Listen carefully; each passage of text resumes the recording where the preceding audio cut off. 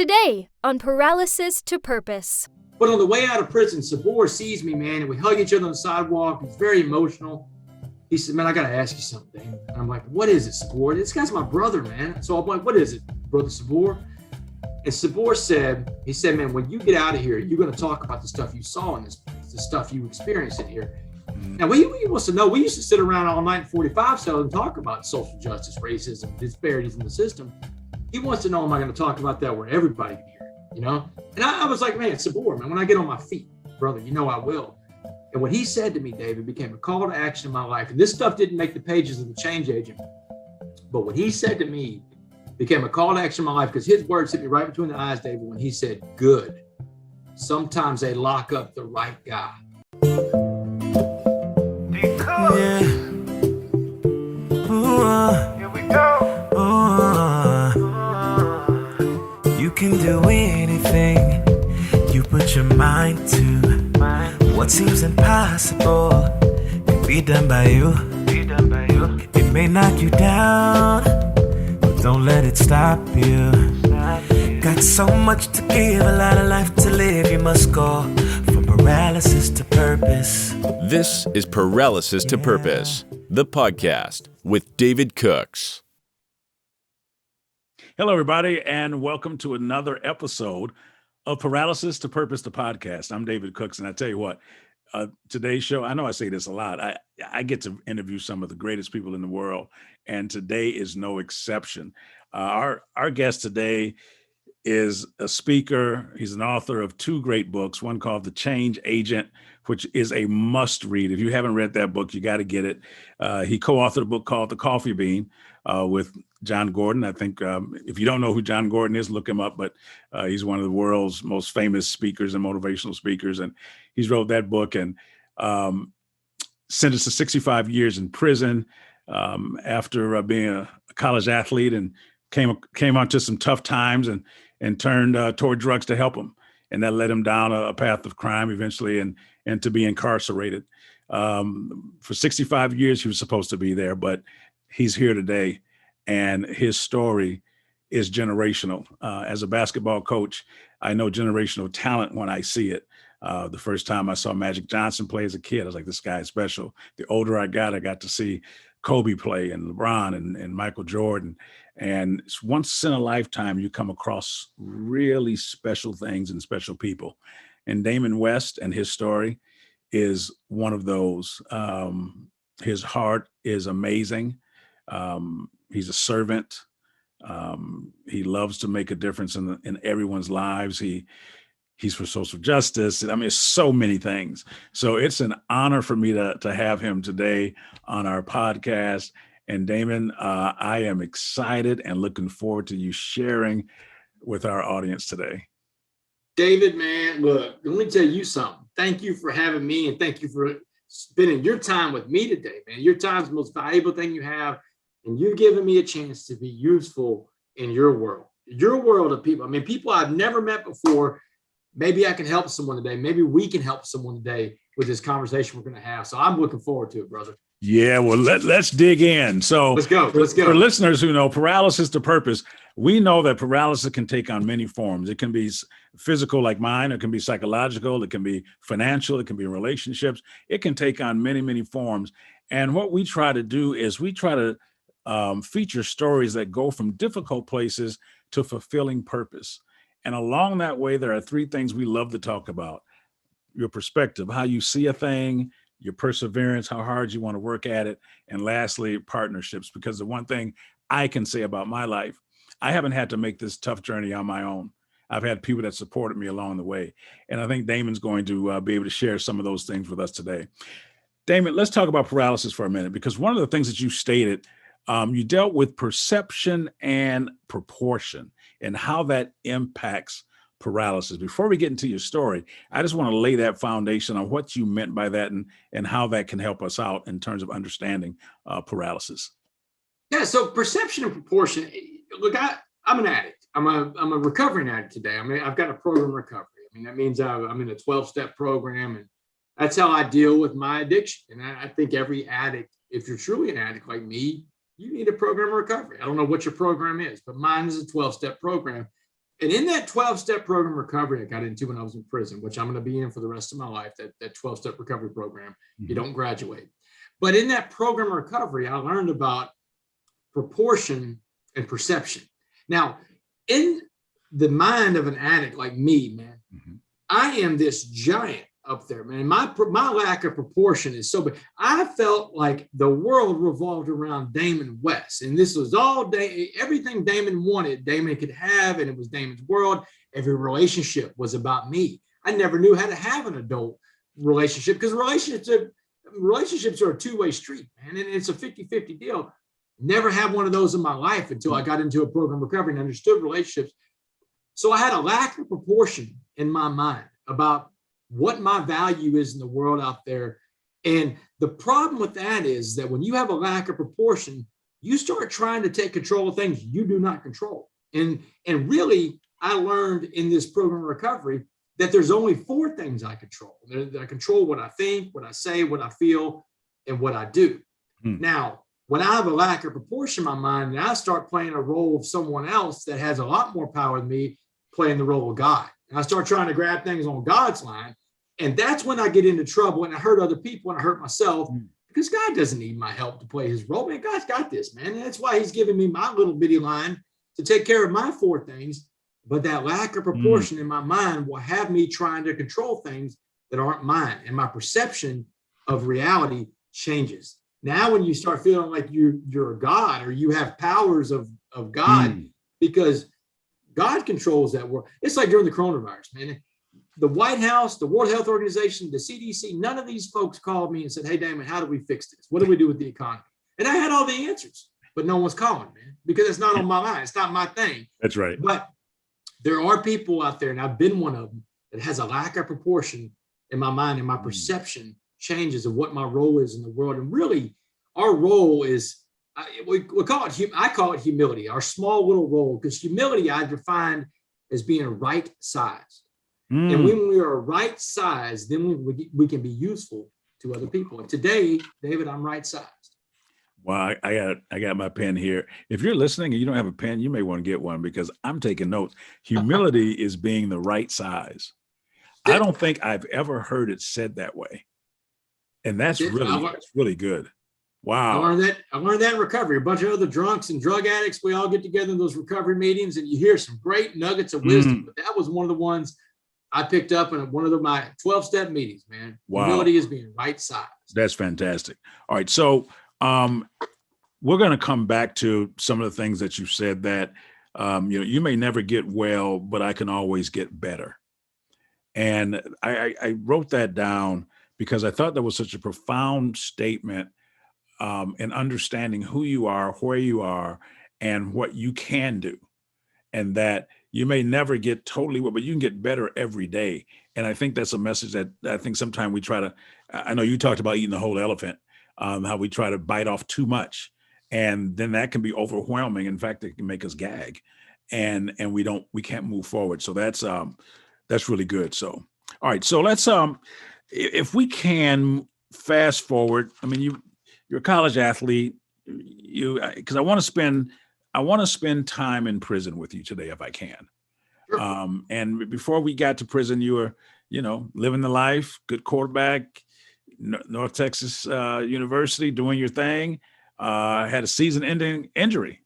And things never went quite your way with that whole football thing. And you struggled with some of that. And you're a compulsive, competitive guy. And you turned to drugs. Those drugs led you down the wrong street, and you ended up in prison. I want to talk about a couple of situations in prison that I thought were very telling for me. You mentioned someone, chapter 13 in the book is called The Coffee Bean. Now, I didn't even know, when I started reading the book, I had no idea this was going to be in there. You talked about a Mr. Jackson, and you talked about him prior to chapter 13, but chapter 13 was like one of the forks in the road for you. If you would, because I'm convinced that on our journey from paralysis to purpose, that we have people put in our lives specifically to help us get there. I call it partnerships. We could call it mentoring, whatever. I want you to talk about Mr. Jackson and the relationship you have with him and how that impacted you as you were changing from an addict to the person you are now. Yeah, Mr. Jackson is a pivotal character in my life. And I call him Mr. Jackson. I mean, I've changed everybody's name for the story. He went by the name Muhammad. So I don't have his real name. The reason why I cannot find him to this day is I don't know his real name. These guys that convert to Islam when they're in prison, they give up their government name. My government name is Damon West. Yours is David Cooks, Right. But they give that up and they take on a Muslim name. So his name was Muhammad. So I was sentenced to life in prison by a jury, 65 years in prison on May 18, 2009. Immediately following the trial, they give my parents one last visit with me before I go to prison. And my mom and my dad are there.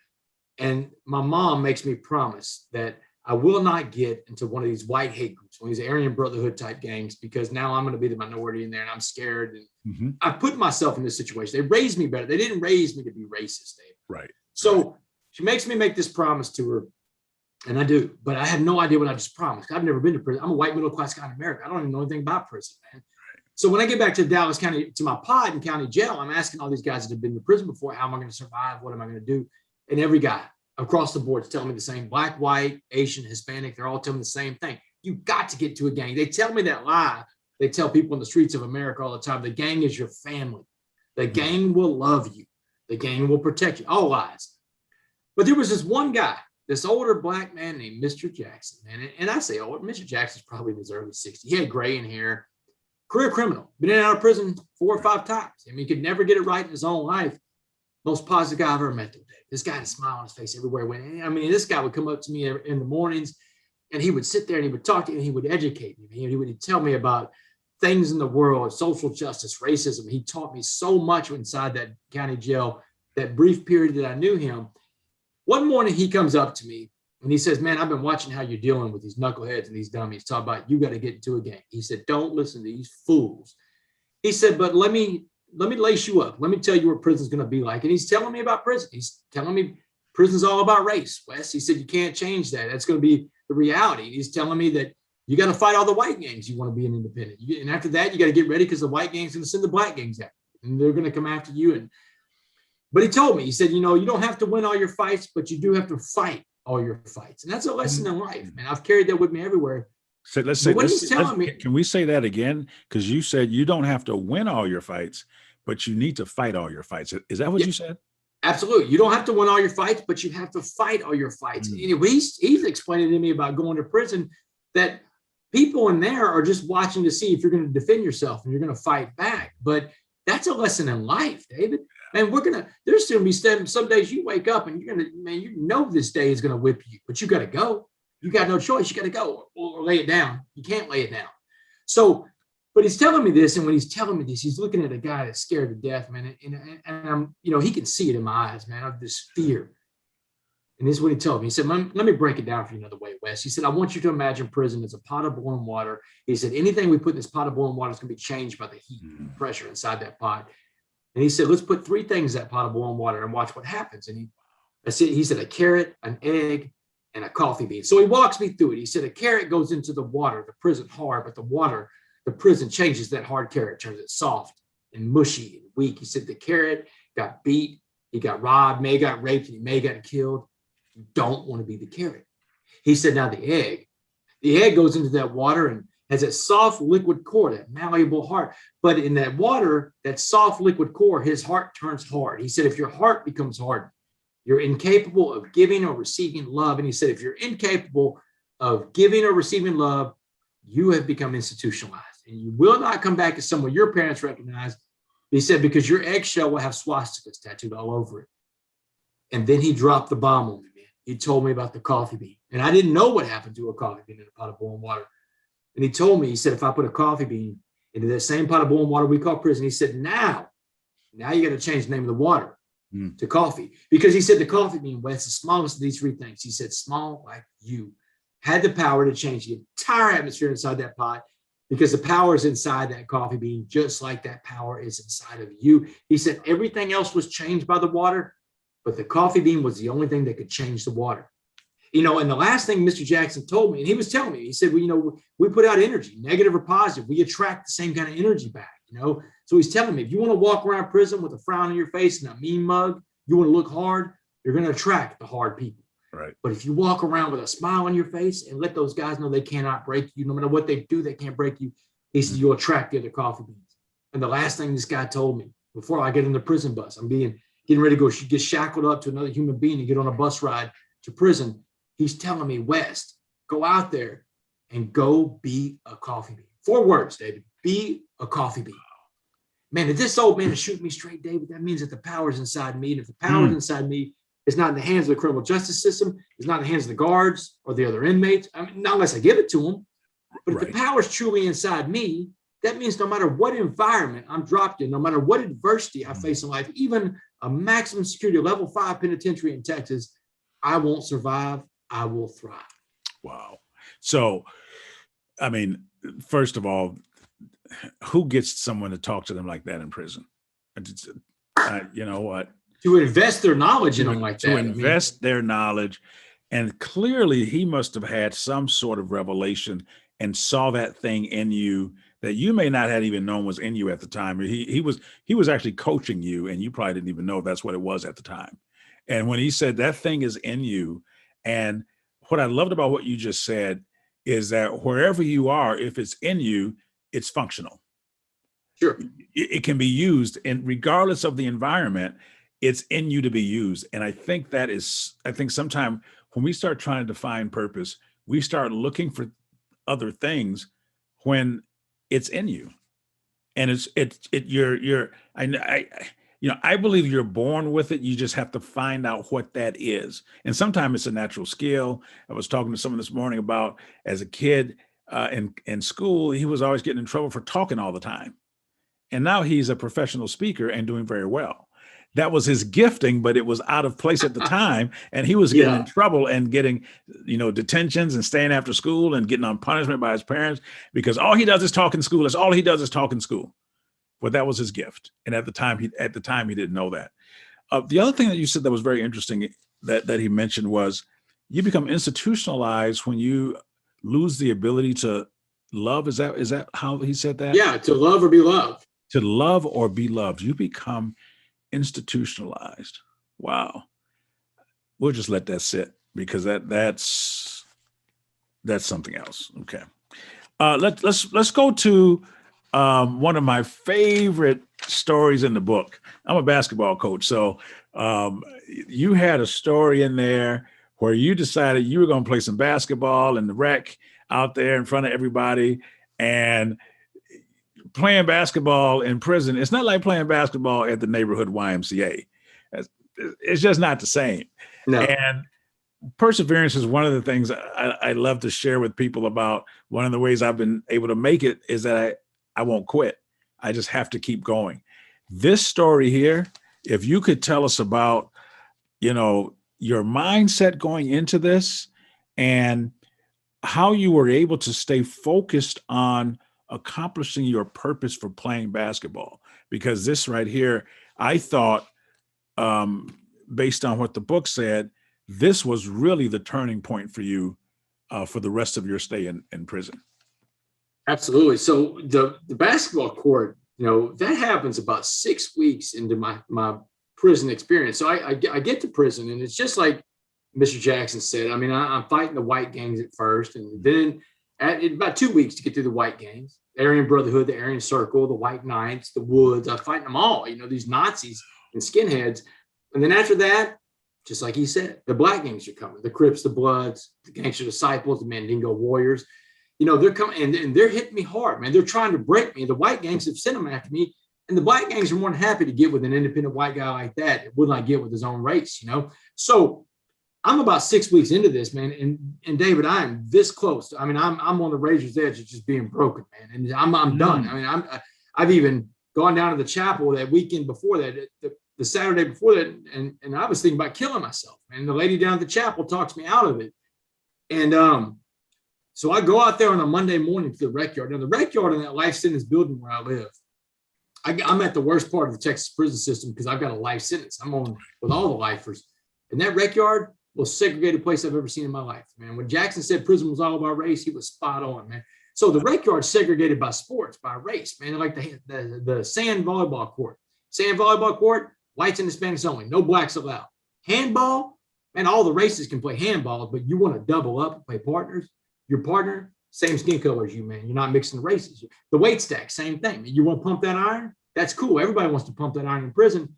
All the races can lift weights, but you want someone to spot you and work out with you, got to be the same race as you, man. You just can't mix the races out there. That's how prison works, man. It's a very rigid system that these inmates want it like that. So I pass up all those sports that Monday morning. I headed straight to the basketball court where no white guys are allowed in the basketball court. But man, David, I grew up in a town called Port Arthur, Texas. I've been the only white guy. Port Arthur was a predominantly black town. I was the only white guy that played, some of the sports there, or at summer parties, birthday parties, my friends group, man. I've been around black folks all my life, man. So I'm home, man. I can do this, right. But I can't get in that game, man. There's no white guys allowed. But I found the flaw in their system, man. I've been watching these guys for a couple of weeks. I've been thinking I'd take my shot. After every game they play, they're going to shoot for teams. And shoot for teams, for a lot of listeners out there, means the first two guys to make shots get to be the team captains. That's how they keep people rotating in and out of these games in prison. Mm-hmm. So, man, I'm watching this game play out Monday morning, man, and it's a lopsided game. I know what side of the court the game is going to end on. And as soon as that basketball goes to that last basket for that last shot of that game, man, I went and fell on that basketball like a fumble drill in football. I got that ball wrapped up. And when I came back up, man, that entire basketball court sucked up around sea of angry black faces. These man, they are mad at me, David. Give us our ball back, white boy. Man, have you lost your mind? You better give us our ball. Man, they're screaming at me. And, man, the toughest voice I could find, squeaking and crackling, man, y'all going to have to let me shoot for teams today, man. I'm playing basketball now. I'm playing basketball. What? Man, these guys are incredulous, man. They're like, dude, we're going to kill you, dude. Man, you can't do this. We're going to have to die now, man. You're spitting on me and screaming at me. Biggest dude out there, man. This Blood from Houston named Jay Blood. Man, he gets up in my face, and Jay Blood's a big old boy, man. He gets up in my face, and I think he's going to knock me out, man, but he's not getting that ball, David. He says, you know what, white boy? He said, get up on the line and shoot your shot. He said, man, I hope you make this. Man, about that time, the basketball court parted and that free throw line appeared. David, that free throw line looked like the equator. It was so big, man. I was like, man, I'm standing at that line. And here's what's up. Here's what time it is. If I make my shot, they're going to let me play. They're going to hurt me, man. They're going to let me know I don't belong out there. But if I miss this shot, they're going to kill me. Because I didn't just disrespect the basketball court. I disrespected an entire race, man. And I'm on an island, man. I've already fought the white guys. The white guys watching this go on, and the Aryan guys, they're screaming over there, man, kill him, man. They're waiting for it to happen. But, man, you know what? It's one of those times in life, Dave, where I feel like, man, I'm backed into a corner. Man, I got to do it. You know what? They may kill me today, but they're going to eventually kill me because my spirit's broken at this point, man. So I get up on the line. I steal my nerve, dribble my ball. I let her rip. Nothing but net. Boom. I'm a captain, man. Jay Blood gets up. He makes his shot. He's a captain too. So we pick our teams, man. I pick my 4 guys. He picks his 4 guys. We got this little 5-on-5, right? Wrong. It's 9-on-1, man. My own teammates don't want me on that court, man. Oh, wow. And this is basketball in the life sentence building of a maximum security prison. There's no referee out there. There's no guard in that tower going to say there's no foul. No such thing as a foul. You can punch, kick, scratch, bite, pull hair. Man, the end of that first day, I got a black eye and a busted lip, but guess what? I survived. And I came back out there Tuesday morning, man. And I looked in the mirror before I left my cell, looking at this little dingy old mirror they have in there, a piece of steel that's polished down, not a piece of glass. That's a weapon. But that mirror is a piece of steel, but I can see that, man, I'm banged up. But, man, that guy looks 100% better than the guy yesterday that was scared. Okay. So I go back out to that rec yard. And, man, my feet hit on that basketball court. These guys are like, man, we thought you had enough yesterday, white boy. They're laughing at me. I mean, a lot of people laughed at me when I got to prison. They said, man, we thought you had enough yesterday, white boy. I said, man, I thought you boys playing basketball today. What's up? You're going to heard a pin drop, David. Jay Boy said, man, ain't no need for you to shoot for teams today. You're on my team right now. Get on my team, man. Come on. Man, look, if I was looking to play some basketball, I got what I was looking for. Because these folks picked me first every game after that. I didn't have to worry about shooting for teams, man. Everybody wanted to get a piece of the white boy. And, man, it was it. Every game that was being played, I was on that court, man. Every game came up. Wes, you're up, man. I got you first. You're up. They made sure I was going to be on that court. I didn't have to worry about it. Tuesday, Wednesday, Thursday, Friday, man. I'm out, and I'm like a pinata out there, David. I'm getting banged up from and I'm giving it back where I can because I'm trying to earn some respect from these dudes, right? Okay. It's Saturday, man. Saturday, 6 days into this, man, I'm standing at half court during this game. I'm sitting there thinking to myself, Damon, this is the dumbest thing you've ever done. Man. You got to play basketball for 65 years, man. You can't even take a break, and you don't even get to shoot because no one's passing me the ball. I hadn't shot the ball since Monday, man. All I do is play defense. They don't even let me shoot the ball, man. I'm out there to play defense and get banged around, man. So someone passes me the ball, and I remember getting this ball, dribbling it up, and I'm awkward with it. I shoot my shot, and I miss it. I'm like, oh, man, I hope they give me one more chance. And they did. They passed me the ball again, and I made my shot, and I heard my change, David, because one of those guys in that court said, hey, good shot, West. West.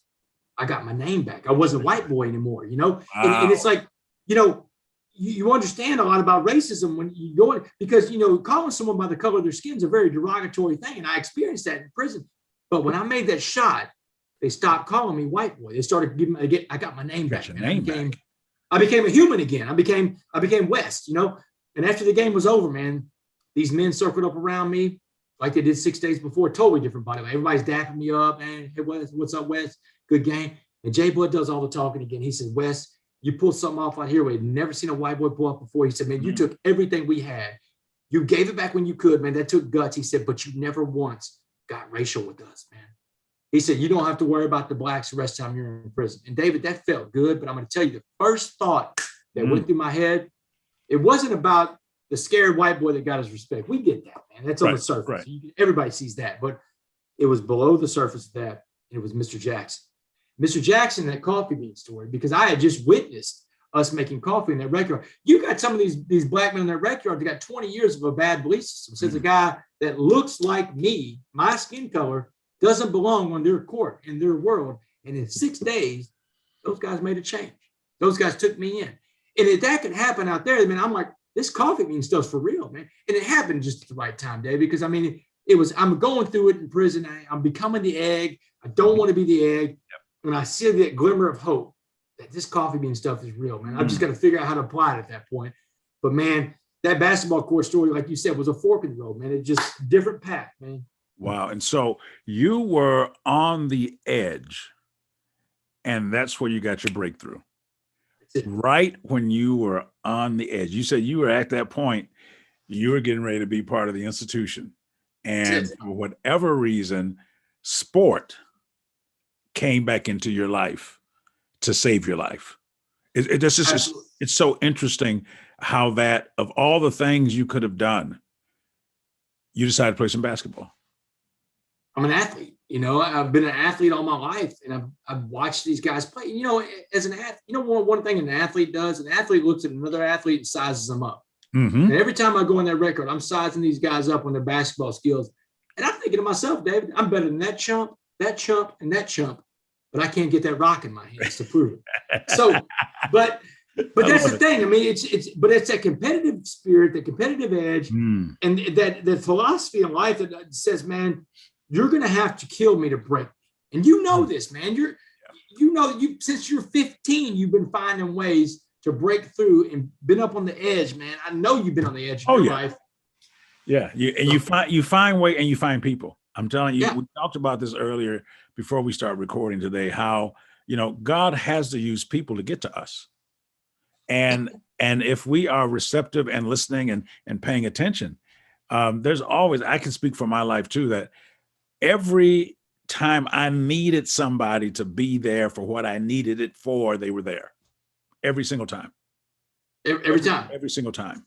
And that's the whole philosophy that God has never just reached down and put his hand on my head and say, hey, Damon, you're healed. Go on, you're healed. Yeah. No, man, God put people in my life. When I was younger, they were coaches, they were teachers, they were other positive people. And when I got older, there were other people like Mr. Jackson, you know, or the Dallas SWAT team that arrests me one day and changes my life and takes me into sobriety at gunpoint, man. But God puts people in your life.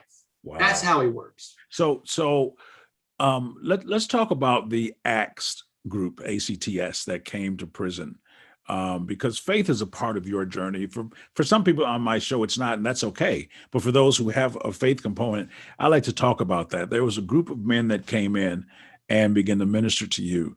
And I want you to talk about that group and what it meant for you, and also the importance of accountability in dealing with your struggle of addiction? Yeah, the ACTS stands for Adoration, Community, Theology, and Service. They're a Catholic-based organization, but the guys that came in were all denominations, really. I mean, but these guys would come in and they taught me about servant leadership, David. And in servant leadership, the way I defined it, the way I understood it, servant leadership is helping other people achieve their goals in life, helping to raise other people up to a different station of life. Because when we're helping other people, that's when we're at our best. And that's what we're called to do. And so these men would come into the prison and they'd give up their jobs, their homes, their cars, their lives for 4 days, man, to come on these 4 days retreat. Man, they were the only people I knew that were trying to get into a prison. And they wanted to be with us, to love on us, bring the Holy Spirit into us and allow us to feel that love and that warmth that as a Christian, I feel like comes from Christ, right? So they're bringing this message in. And on the last night of the retreat, every guy in the room is crying like babies. Man, these biggest, baddest guys in the joint, they're broken down, they're crying. And that's, it's the Holy Spirit working the room. And so I told my mom, I said, Mom, I called her up from the pod on the Sunday when the retreat was over. I said, Mom, I had the best time in prison this weekend. My poor mother's heard it all. And she's like, what is the best time in prison? And I told her about these guys, these ACTS guys. And I said, Mom, when I get out of prison, these guys are local where I live too. I said, when I get out of prison, Mom, I got to find these guys. And she's like, baby, I believe you will. You've changed your life. I believe you will.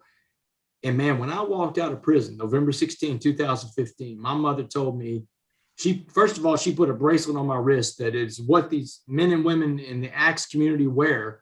It's just a bracelet with a bunch of fishing hooks. They're called Fisher of Men bracelets. And that's how they identify themselves in public. And she put one on my wrist and she said, baby, I've set you up to go to one of these ACTS retreats they have out here in the free world. She said, in 2 months, you're going to your first ACTS retreat. Go find your friends. One of the best gifts ever my mom ever gave me. Wow. I mean, so yeah, those ACTS guys really were a big part of my life. They showed me that, no matter what you've done, you are forgiven and you can move on from that. And it's a big thing. I mean, especially being an ex-con, a formerly incarcerated person, you hold on to that. If someone would have ever done things to my family that I did to my family, I'd kill them. I'd probably kill them, Dave. But I did it. And I'm not going to kill myself. But it's like I hold that the biggest resentment I had to get, the biggest offender for an addict, the biggest danger for an addict is to have a resentment. The opposite of resentment is forgiveness. And so if we hold on to resentments, they poison us from the inside. A resentment is like drinking poison and hope the other person dies. This doesn't work, Not going to work. But the opposite of resentment is forgiveness. And so I had to get rid of my resentments to stay sober. I still have to do that to this day. Yeah. But the biggest resentment I had was me. Now, how do you get rid of you? You got to figure out a way to move on. But that's what these guys did. They helped me move on from and forgive myself. We hope you're enjoying Paralysis to Purpose, the podcast. Be sure to follow us on Facebook, Instagram, Twitter, and TikTok at Paralysis to Purpose for more updates. Also, check out David's website at davidcookspeaks.com to learn more about his mission and purchase his book, Getting Undressed, From Paralysis to Purpose. Well, your mother was amazing through this whole thing. You look here. I don't know her. She needs to be saintedized, or whatever they call that, because she was with you. She was stern, but she left enough wiggle room. She was going to hold you. She made you make a promise to her. What was that promise that she said, don't come out of here. We need to know who you are, or something like that. When you come out, don't come out here a stranger or something. You come back as the man we raised, or don't come back at all. Come back as the man we raised, or don't come back at all. So some of these room things, for choice. You got free will in there too, David. You yes, can do whatever you want. And she was speaking about things that she did not see, but she knew was there. She raised you, and she saw what she raised. She didn't see what she was looking at, because if she saw what she was looking at, she would have never been able to make that statement.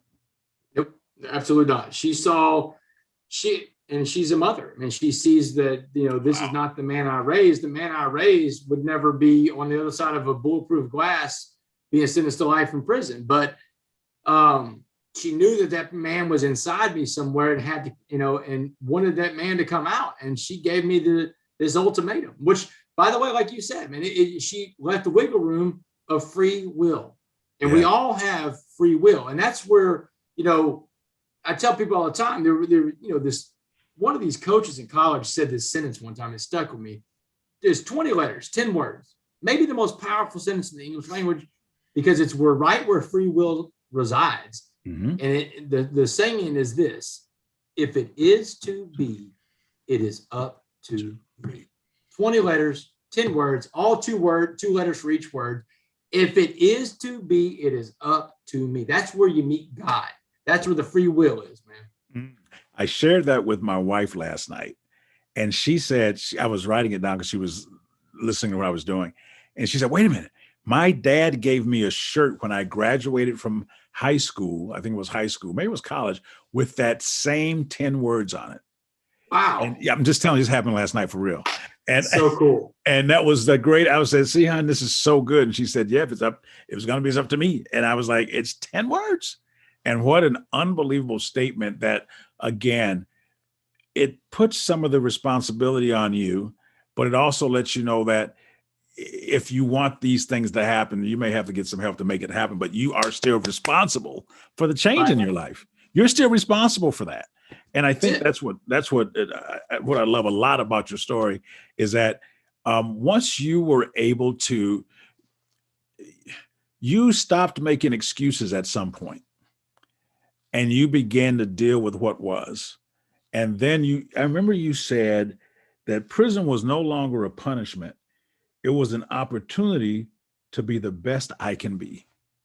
Absolutely. I'm like, dude. I had a cellmate named Carlos that was telling me one night, I was telling him about the coffee. This is after the basketball court. This is about a couple of weeks after the basketball court story. Carlos, if you read the book, Carlos saved my life in a different way a few weeks after the basketball court story. And so Carlos and I were having a discussion one night, and I was telling him about the coffee bean. And Carlos is a real animated little guy. He comes down off the top bunk. He's like, oh my God. He said, I love the coffee bean story. He said, but you're no coffee bean and you're never going to be a coffee bean. And I got angry with Carlos. I mean, what do you mean? How can you tell me I can't be a coffee bean? We're actually arguing about this. He said, man, because the way you think. He said, the way you think controls the way you act. He said, all action is born of thought. He said, and thoughts without action, they're just thoughts. And he pointed to the day room downstairs. And the day room in a prison has all these inmates running around and watching TV. And it's crazy, chaotic in a day room. He said, that day room is thoughts without action. All those guys, they'll never do anything they say they're going to do. That's because they just think things. He said, but if you want to become that coffee bean, you got to stop looking. He said, you got to change your mindset. He said, you got to change the way you think, Damon. He said, you have to stop looking at prison as a punishment and start looking at prison as your opportunity. And man, when he said this, it didn't even compute. And I told him, I said, Carlos, we're serving life in a maximum security prison in Texas, man. This is a punishment, brother. He said, this is your opportunity, man. Your opportunity to work on yourself 24 hours a day, 7 days a week, become the best version of yourself possible. He said, what are you prepared to do with this opportunity? He wouldn't call prison a punishment. And so I started changing my mindset because that's what has to happen at first. You've got to start changing the way you think if you want to change the way you act, Yes. Wow. The fact, again, I keep coming back to these people that are in your life that are dropping life-saving nuggets on you. Absolutely. And you were able, it's such a grace that you were able to receive those things and then turn them into what they were supposed to be. I mean, that doesn't sound like what Carlos just said to you. That doesn't sound like prison talk. No, it wasn't. Right?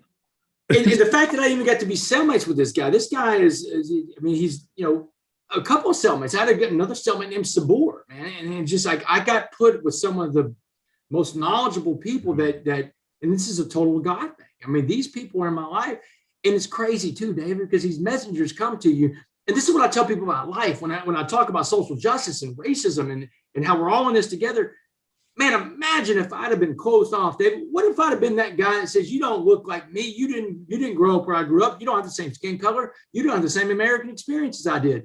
I'm not going to listen to what you say. I would have missed the coffee bean. I would have missed changing the way I think and changing my mindset, taking action. I'd have missed all these things because I'd have been closed off to it.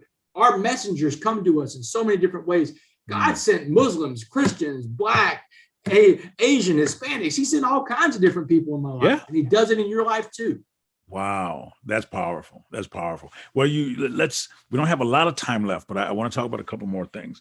You get out of prison early. Read the book, y'all, because that story is crazy as well. Just one miraculous thing after another. And you get out. I love the story about how you went to Whataburger, I think it was.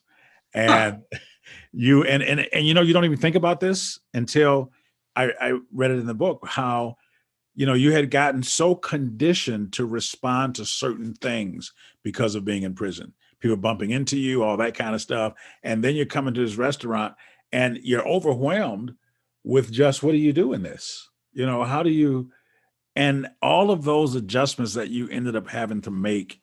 What was that like? How long was that? Is that process still going on? Does that ever end?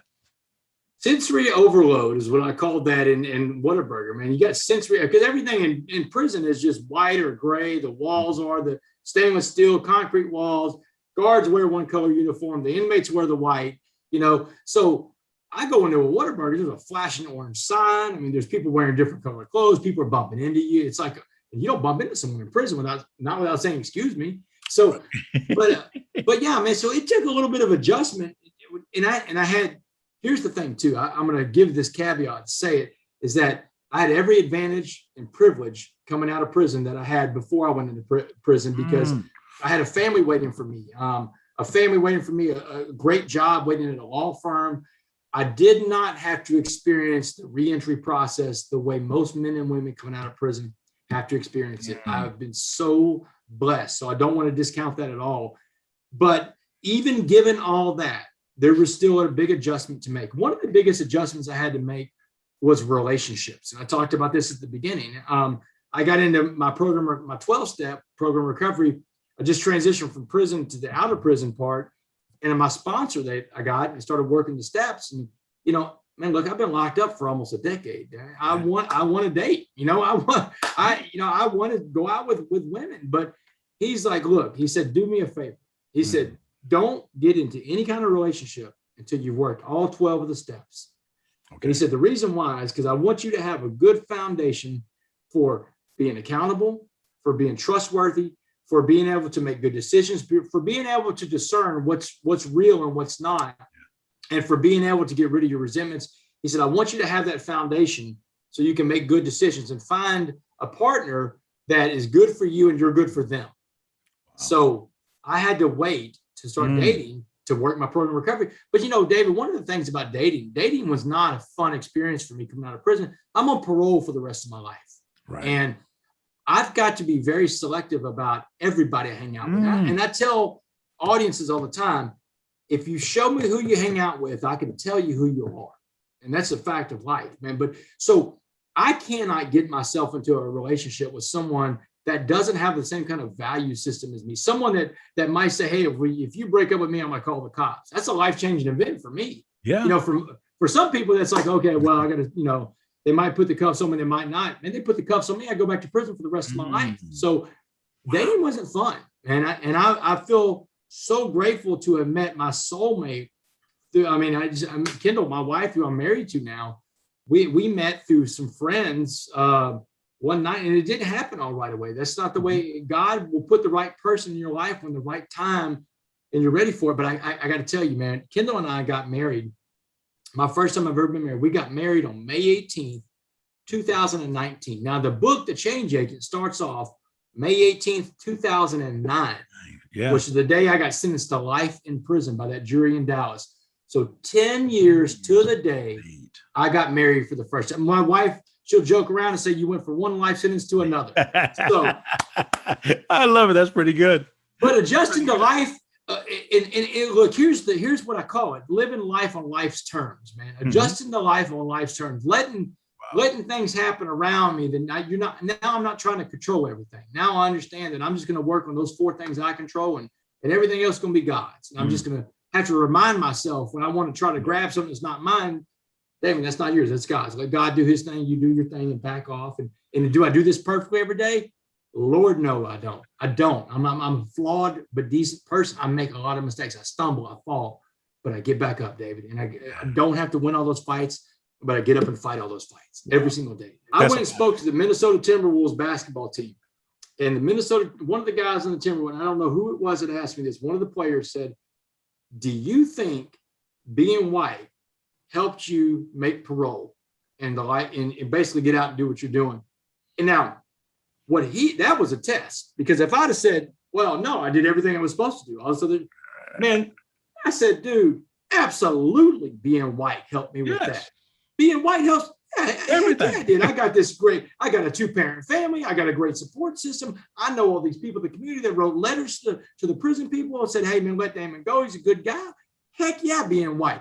But I'm trying to find a way to pay that forward, man. Yes. You know what he said? He said, that's a great answer. That's a real good answer, because it's the truth. You don't dodge it. You don't dodge the truth. It's just the truth. And you know what? That's America. You can't help it. You white. Yeah. You white. Yeah. You are white. Yeah. That's it. But that's the thing. I've always, when the George Floyd murder happened last May, and then the Black Lives Matter movement blew up over some of the protests. Jim Rome got in touch with me. He said, hey, man, I want to do a podcast with you. And I said, Jim, I'll do it, but I want to use your platform to talk about racism in America. He's like, man, his producer was like, no white man in America wants to talk about racism. What do you want to say? At that time. And I told him the same stuff that we talked about today. He said, we got to do this podcast. And we did it. And it spread like wildfire. Like athletic departments were bringing me in to speak to all the athletes. Ole Miss brought me in to speak to every athlete on campus and to specifically talk about racism. The U.S. Army brings me into an Army base every month to train troops and to talk about race. They're trying to ferret out racism in the ranks of the Army. Right. They're like, you talk about all the stuff, everything we just talked about in the podcast, talk about all that. Yeah. Tell every troop you can, everyone in the military you can about racism, what the definition is. Because here's what the generals are saying. The generals are saying, look, man, all my commanders, all these colonels and stuff, they're white. We can't.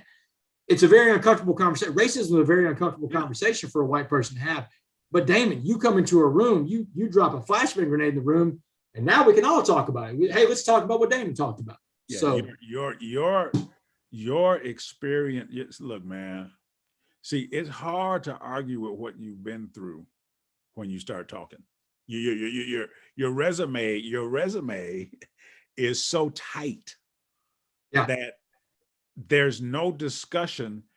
You can't argue with you about this.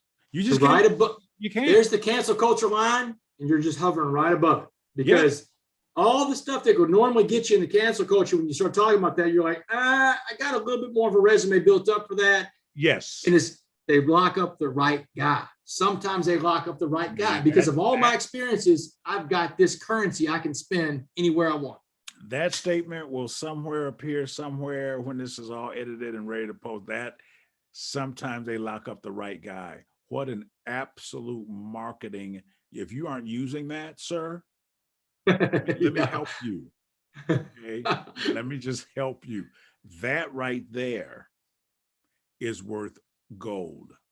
Here's a chance to win a signed copy of David's inspiring book, detailing his personal journey, Getting Undressed, From Paralysis to Purpose. Each month, there will be 2 giveaways. Just leave us a review of today's podcast on the platform you're listening from. It's that easy. Well, look, we need to close, but before we do, I want to find out what's next for you, what's on the docket. I think you mentioned something about a foundation. I want you to share that. One of the things that I find interesting about you, there's a whole lot of things, and I look forward to getting to know you more, was just the fact that you were already serving while you were in prison. You were tutoring people and helping people learn how to read. And so that was in you before you came out. In fact, I think there was a quote somewhere in the book. It said, the person I need to be out there must be born in here. Absolutely. And that was everything. That was my getting into shape. That was working out every day, spiritually, mentally, and physically inside there. And your mental and spiritual workout, that's where servant leadership is. And that's where giving back. And so when I was in prison, I had to find ways to be useful. And it was tutoring guys using the skills that I had out there. But, I ran into, I've always told people this, that Black men have had a very big impact in my life, and they've done it. I've been in proximity of them before prison, but especially during in prison. Mr. Jackson and this other guy named Sabor, who I talked about, my former cellmate. Sabor asked me on the way out of prison, he says, man, are you going to talk about the stuff you saw in here? And I was like, yeah, man, Sabor, I will, man. When I get on my feet, I promise you, brother, I will. And his response back to me, now what Sabor wants to know if I'm going to talk about too is social justice, racism, disparities in the system, man. I mean, I've been inside this prison system. And what he said back to me after I said I would, he said, good. He said, sometimes they lock up the right guy. Sometimes they lock up the right guy, David. And I mean, that hit me between the eyes, but it's become a call to action in my life, because here's the deal, man. I am the right guy. I'm that rare white guy that's been able to experience racism, because I mean, racism is about the imbalance of power. And it means one race has more power over another race to write laws affecting where they live, how they live, the kind of schools they go to. And in America, white people have that power. It's very hard for a white person in America to say, I've experienced racism before, David, because white people have the power. And that's why it's so hard. Now, when a white friend comes up to me and says, hey, Damon, that person of color was being racist towards me or saying racist stuff, and I stop them, because definitions are important. And I tell them, no, what you've just experienced is prejudice. Mm-hmm. And prejudice means to prejudge. That's the root word of prejudice, prejudge. Right. You've experienced prejudice, and prejudice is not an exclusively white thing. Every race and religious group, anybody can be prejudiced against somebody, right. But racism, exclusively white. Now, when Sabor's saying sometimes I lock up the right guy, is the fact that I have experienced racism before. I'm the rare white guy that has. I've been in an environment where being white wasn't an advantage anymore, where the color of my skin means I couldn't sit on a certain row of benches, or I get my face kicked in, or I got to go to the basketball court to earn that, So I've experienced racism for a small amount of time. I have an empathy with someone who has gone and experienced racism. Basically, I have empathy with every Black person in America, because if you're Black in America, you've experienced racism without a doubt, probably every day that you've walked around the streets of America. So here's the deal. When I got out of prison and my life started taking off, and I go around talking about social justice stuff all the time, and I became a criminal justice professor. I went on and got my master's in criminal justice. I teach a class called Prisons in America. You know what I tell the students the first day? Forget about what you think you know about the criminal justice system in America, because there's not just one criminal justice system in America. There are many. There's a Black one. There's a Black one. There's a white one. There's a brown one. There's a rich one. There's a poor one. There's one for cops. They got their own criminal justice system. So it depends on who you are and where you fit on that spectrum is the kind of justice you can expect to receive in the United States of America if you get mixed up in the criminal justice systems. And what I tell them is that when you go into a prison, you look at this prison, half the faces that look back, almost half the faces that look back at you are Black men inside of prison. Yeah. Black men make up 6.5% of our population of this entire country, but they make up almost 50% of your prison population. Something's wrong with America, David. So I had to figure out where I fit in the criminal justice reform movement when I got out of prison, because a lot of people want to attach themselves to a guy that, that his star is taking off like that. But I never found something until just recently. I was having dinner with a friend of mine named Dabo Sweeney. Dabo's a coach over at Clemson. Yeah, it's a football coach at Clemson. So Dabo's telling me about a foundation that his foundation raises money for this group called Call Me Mr. Call Me Mr. is a program they have at Clemson. They've got it at about 20 colleges. Started at the HBCUs about 20 years ago. What Call Me Mr. does is they take a Black man that's graduating high school, a Black boy, 18 years old, graduating high school somewhere. We'll use South Carolina, for example, in Charleston, inner city Charleston. This guy graduates high school and they say, hey, we're going to give you a scholarship to Clemson for elementary education. You come here, you be mentored with our Mr. program. And at the end of that 4 years, you're going to become an elementary school teacher, and you're going to go back and teach in an at-risk school, a Title I type school, because there's Johns Hopkins study that says that, hey, if a Black boy has a Black male teacher in the formative years of 2nd to 5th grade, that boy is about 36 to 40% more likely to graduate high school. I mean, he's more likely to become a teacher because he's seen it's possible. I learned that less than 2% of the teachers in America are Black men. Now think about this. Almost 50% of your prison population is Black men, but less than 2% of your public education teachers are Black men. So when Dabo was telling me that, my wife and I were there. We started this foundation during the pandemic, and we're like, we're trying to find the right reason for it, and it hit us. I want to do something with criminal justice reform with this foundation of ours, and she also especially wants to do something with children and education. Here it is. Here's the program. It's called Mr. Coffee Bean. Our Mr. Coffee Bean candidate, and we're doing this in the state of Louisiana, by the way. We got the green light from the governor last month. Never been done before in America. We're going to the Louisiana prison system and we are looking for 5 Black male inmates. And these men are going to have non-aggravated, non-violent crimes. They're going to have low-level offenses. They're going to have a little bit of time left on their sentence. And they're going to have the aptitude to get into college and pass the teacher certification exam. We're looking for our 5 guys right now, 5 Black men in the Louisiana prison system. And we're going to transport those 5 guys when we find them to one prison in Baton Rouge, Louisiana, the Hunt facility. And we're going to get LSU to come in there and teach these guys. My foundation is going to pay for all of this, all their education. They're going to get an elementary school education inside a prison from LSU. And when they graduate and pass their teacher certification exam, the governor is going to parole them out of prison. And we're going to stick them in the toughest elementary schools in the state of Louisiana. 9th Ward of New Orleans, Baton Rouge, the parishes that have the biggest at-risk elementary schools. We're going to stick this man, this mentor, this guy. Now we're talking about criminal justice reform on multiple levels. We're talking about, you're talking about second chances. These 5 men are going to win the Willy Wonka golden ticket, man. This is the lottery if you're locked up.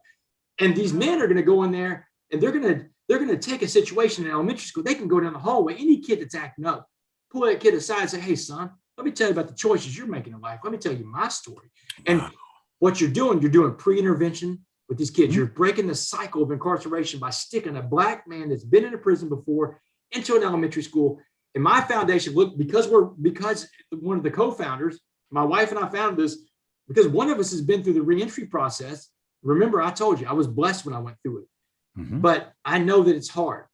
So what my foundation is going to do when these men graduate and they get paroled for their first year, we give them a car, we give them a wardrobe, give them a place to live, and we're going to take care of their first year student teacher salary, because we don't want to just take them from a prison and stick them in a classroom full of screaming kids. We're going to make them a student teacher, but at no cost to the taxpayer. We're going to take care of all that for you for the first year, because I believe that if a person is going to succeed, they have to have the tools to succeed. Yes. And that is my answer for criminal justice reform. We are going to turn Black incarcerated men into elementary school teachers in the toughest school systems in America. And we're going to change the incarceration. That's amazing. Never been done before. I didn't expect, I had no idea what you're going to be talking about. That is revolutionary. How do people support that? Are they able to make contributions to that foundation? What's the mechanism to try to be involved in that if people want to be a part of that? Yeah, I mean, our website should be up and running in a couple of weeks. It's beacoffeebeanfoundation.org. Okay. And listen, if you make an online contribution, 100% of the online contributions go towards the program themselves, not the operation of the foundation. And the foundation is completely run by volunteers. Everybody from the board members to myself, to my wife, who's the executive director, no one takes a salary. It's all volunteer. But this is the purpose. I think this is one of the purposes why God let me go, because, and this is what Sabor was talking about. Sometimes they lock up the right guy. I went to the director of prisons in the state of Louisiana last month, and I pitched it to him. I said, man, I just need you to have an open mind for what I'm about to pitch you. And he got it immediately. He said, the time is right for this. I want Louisiana to be the first state to ever do it. Once one state does this, David, it's going to spread like wildfire. And we'll have Mr. Coffee Beans all over this country.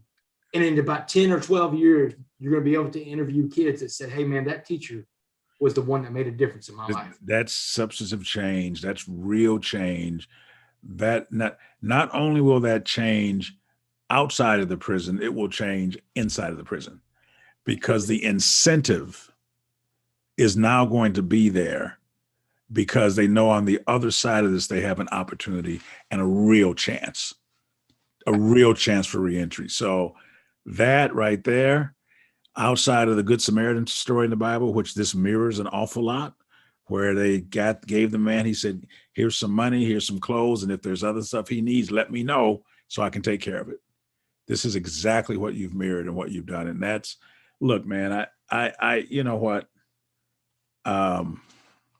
We need to just end the podcast on that because we're going to set that bar up here for the next guest. Oh my God. Are you serious, man? The Coffee Bean Foundation. And they are taking men from prison, Black men, and giving them an education so they can become elementary level teachers and impact the lives of some of the kids who struggle the most. See, that's the solution. See, and this is one of the real challenges I have when I begin to have discussions with people, Black and white, and whoever, about social justice. Say, well, what can we actually do? Let's talk about something that is practical that we can get done. You know, how can we get rid of the food deserts in the urban areas? How can we eliminate some of the liquor stores and check cash in places that flood our communities? How do we change that? How can we stop that from happening? And those are real conversations that are difficult, but need to be had. And in the process of criminal justice reform and racial justice and all the things that are in our nation right now, this right here, when the word gets out about this, you think you're busy now? If you think you're busy now, man, I'm gonna tell you right now, you're going to be, you will have plenty to do, and you will have plenty of great stories. Journal, I'm sure you are, journal all of this. Oh yeah. I mean, I'm documenting as much as I can with my little iPhone. But David, I do believe that this is going to be real change that you can, I think that, but it takes someone, like Sabor said, that other people will listen to. Yeah. And I told you at the very beginning, I feel like there's ways that, like if you didn't know who I was, you just heard Damon West, his former college athlete that was locked up, got out of prison, he's talking to people. You might think I was a Black guy because I got a very ethnic name, Yeah. But it's a white guy, and it's a story that people gravitate towards for different reasons. But I've been given this foundation, this platform, this giant platform for a guy that's been out of prison for 5 years. And I got to figure out, what am I supposed to do with this thing? God, what do you have? Why are you giving me this thing? Because, I can't mess this up. I got the Willy Wonka golden ticket myself. Wow. And I can't mess this up, man. So I got to figure out what to do. And I really believe this is one of the reasons why I was let go. And I think that I'm excited about it, Dave. And I want to come back on your podcast. Yeah, I want to come back on your podcast with my guys, my 5 guys. Yeah, look, we got to do this again and some more again, because we didn't even really touch the surface. It's so much and so rich, and it's a series of things that we can talk about. But your passion for people, for justice, to make a difference in the world, I mean, it exudes through you like athleticism does for the highest level athlete. They got that thing. You have the it factor in what you're doing. And everybody doesn't have that. And that's why they can't do what you're doing. They can't see what you see. And that's okay. It doesn't make them not good people. They just don't have the it factor. So let me just encourage you and your wife and everybody that this is remarkable. I look, it's not often I don't know what to say. I talk for a living. And I told you it was gonna blow your hair back, and I don't know. It's going now. So look, people, go to his website. What's your website, man? I can't even think. My website is damonwest.org, and that's my books can be found anywhere books are sold. Amazon, Barnes and Noble's, Books A Million.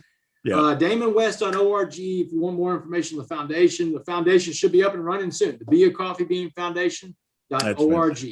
Yeah, I follow him on Twitter and other things too, and but that's how at Damon West 7.